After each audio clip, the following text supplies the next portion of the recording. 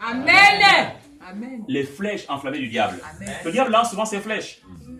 Il lance les flèches et parfois vous avez des visitations bizarres, vous avez des choses bizarres, mais cette prière qu'il fait, il couvre votre maison. Amen. Il couvre votre vie, Amen. votre vie. Il protège votre âme. Amen.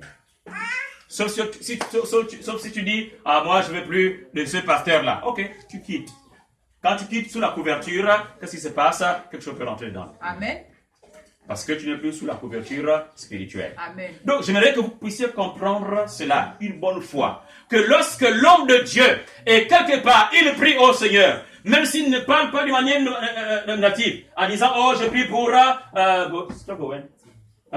Tibius. Je prie pour Tibius. Je prie pour... Même s'il ne parle pas en nommant votre nom. Mais quand il prie pour l'assemblée, parce que vous avez dit, vous êtes dit, moi je suis membre de la sémence de vie. Amen. Et qu'il prie pour les membres de la sémence de vie, la protection spirituelle s'étend sur vous. Amen.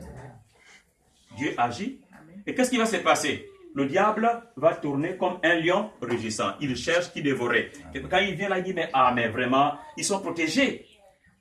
Ils sont protégés parce qu'il y a une autorité qui est là. Amen. Alléluia. Amen. Donc, ne bafouez pas l'autorité. Amen. Ne dites pas, non, ça c'est le pasteur là, tout ça, qu'est-ce qu'il me dit, qu'est-ce qu'il me fait. Non, ne bafouez pas. Ne repoussez pas l'autorité. Amen. Parce que quand vous repoussez l'autorité, vous repoussez la protection. Amen. La protection de Dieu. Alléluia. Amen. Donc, l'homme de Dieu, il vous protège. 1 Corinthiens 9, verset 13 dit, ne savez-vous pas que ceux qui remplissent les fonctions sacrées sont nourris par le temple, que ceux qui servent à l'autel, on part à l'autel. Non, ceux qui servent à l'autel, on part à l'autel, oui c'est cela. Ceux qui se sont donnés au Seigneur. Là aussi c'est une autre vérité que j'aimerais dire aujourd'hui, comme vous êtes en train de commencer le ministère. Parce que quand les choses sont maintenant, les gens discutent avec Dieu. Non, on ne discute pas avec Dieu. Amen. Alléluia. Amen. Ne discutez jamais avec Dieu. Si vous voulez être béni, vous voulez voir votre vie toujours être épanouie. Dieu dit quelque chose, suivez. Amen. Parce que il sait ce qui va arriver demain. Amen. Donc la Bible nous parle aussi clairement que celui qui est appelé au ministère est nourri par le ministère. Amen. Allô? Amen. Celui qui est dans l'œuvre de Dieu est nourri par l'œuvre de Dieu. Il veille pour les âmes des personnes. Il ne va plus chercher les choses ailleurs. Il ne va plus à la chasse. Moi, par exemple, j'étais un chasseur. Hein? Moi, je faisais beaucoup les pièges. Hein? Les pangolins, j'ai eu les pangolins, les porc-épics. Mais ça, c'était très jeune. Très jeune. Hein? Comme Gowen, comme ça là. Toi, c'est Gowen, hein? Hein? Owen, oui, Owen. Comme Owen, comme ça là. Hein? 12 ans, 13 ans. Je pars ce jour-là. Entre midi et 14 heures. Entre midi et 14 heures pour repartir à l'école. Je file. À quelques 4 ou 5 kilomètres comme ça là. Pour visiter mes pièges. Je cours. Je rentre dans la brousse. Quand je suis comme ça là, paf, je vois ça bouge. C'était une gazelle. Après, je vais encore comme ça là, je vois, c'était un porc-épic. Oh! Je mets ça, je prends un bois, je mets les deux là. Après, un derrière, un derrière. Je m'en vais. Un grand héros. Hein? Vous voyez, là, c'était un chasseur. Vous voyez? Chasseur, l'enfant du village. Il fait des choses. Mais aujourd'hui, je suis en ville.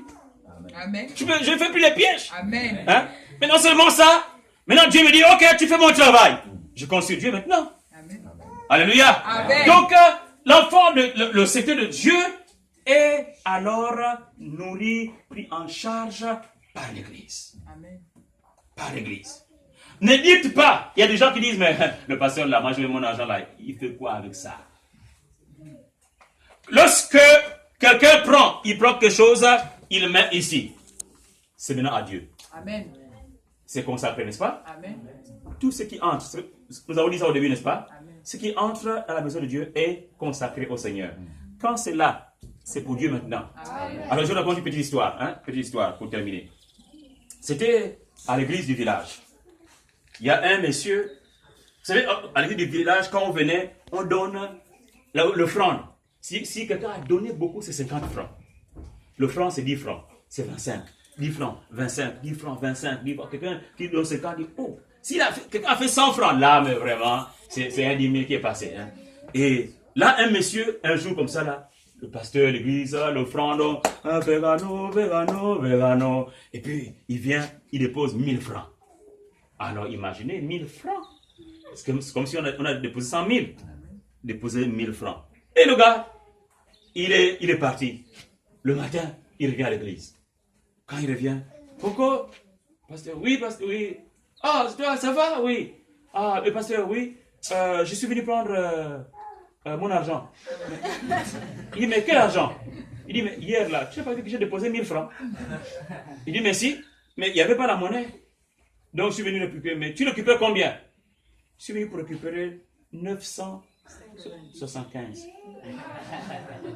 Donc, le monsieur donnait 1000 francs pour donner 25 francs. Comme il n'y avait pas de monnaie, il ne pouvait pas. Donc, il est venu récupérer. Il dit, mais comment tu vas récupérer? Non, je suis venu prendre mon argent. Il dit, bon, tiens, il lui a donné son argent. Alors, vous voyez comment est-ce que cette personne ramasse la ça, c'est la malédiction. Quand quelque chose est déjà donné, c'est donné. Amen. Dieu va se soucier de toi après. Amen. Alléluia. Amen. La sémence